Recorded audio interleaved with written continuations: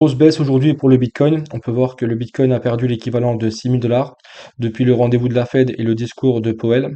Donc, concernant les taux, on n'a pas eu de changement, mais c'était prévu et je pense déjà pricé. Il était prévu qu'on aurait une stagnation des taux. Sinon, rien de particulier concernant le discours de Powell, mis à part le fait que on a encore pas mal d'inflation, ce qui ramène pas mal de stress au marché. Et de plus, on a eu une grosse correction sur les indices. Le S&P 500 avait récupéré son ATH, ce qui a ramené aussi une grosse phase de correction, ce qui a ramené le Bitcoin dans son sillage. Pour revenir sur le Bitcoin, on peut voir que la dynamique baissière est encore intacte depuis la prise des 98 000 le 14 janvier. Donc pour récapituler, on avait dit de faire très attention sur cette zone. C'était un peu l'objectif de ce rallye haussier. C'était un retour aux alentours de 97-98 000 $, étant donné qu'ici on a un gros FVG bearish weekly. Donc c'est pour ça que ici j'avais écrit surveiller cette zone potentielle reprise baissière. Donc si jamais cette zone est défendue, la suite logique c'est les 80 650. Ici on a récupéré au 89 200 une grosse liquidité. On a eu un breaker interne ici avec un pullback. Et ici la continuation hier avec la grosse chute de ce jour qui a récupéré une deuxième liquidité importante, la liquidité des 84 400 $. Donc maintenant, lorsqu'on regarde le graphique comme ça, on peut voir qu'on est toujours dans une phase d'accumulation et de range depuis le 21 novembre. La suite logique serait la prise des 80 650. Maintenant, est-ce que le Bitcoin va y aller directement avant de faire un potentiel rallye haussier ou bien on est à l'aube d'un énième trap baissier suite au discours de Powell? Je sais que ça arrive souvent, donc rien n'est gagné. Personnellement, j'avais pris un short ici, car ici on a fait un Fair Value Gap H1 et une zone de retest pour de la continuation. Par contre, j'ai encaissé aux alentours des 85 000 et quelques. Donc maintenant, il va falloir regarder les heures et les jours à venir, comment le prix va se comporter, étant donné que le 31, on va avoir la clôture mensuelle.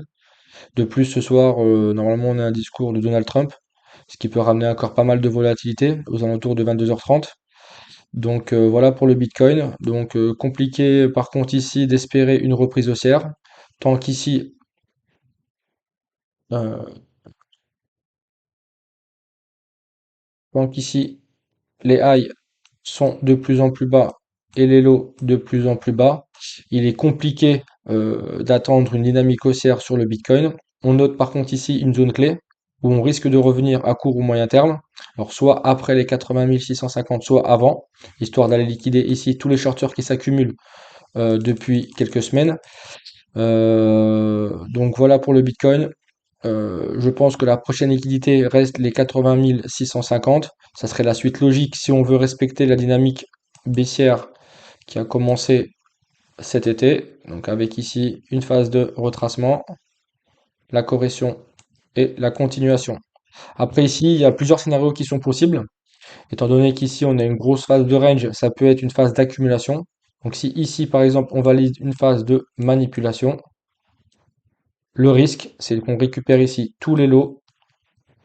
Et il y en a énormément. Quand on regarde la map du BTC des liquidations, on peut voir qu'ici, il y a énormément de gens qui ont cumulé des bails. Donc en cas de mouvement fort et un retour ici, le risque, c'est soit d'un retour ici, soit voire même d'aller chercher cette liquidité. Prendre tous les acheteurs à contre-pied pour ensuite aller récupérer tous les vendeurs à contre-pied. Donc voilà pour le Bitcoin. Il faudra regarder à la clôture mensuelle comment le prix s'est comporté. Est-ce qu'on va ou non chercher tout de suite les 80 650 ou bien sur cette base, on repart encore à la hausse pour une énième fois et prendre encore tout le monde à contre-pied et gagner du temps. Ou bien on ira en bas directement et on passera à l'étape suivante. Voilà. Donc n'hésitez pas à liker si vous avez aimé. Laissez des commentaires si jamais vous avez des questions sur le BTC ou d'autres actifs. Je fais régulièrement ce type d'analyse. N'hésitez pas à aller sur ma chaîne, c'est Alpha Market TV et n'oubliez pas de vous abonner.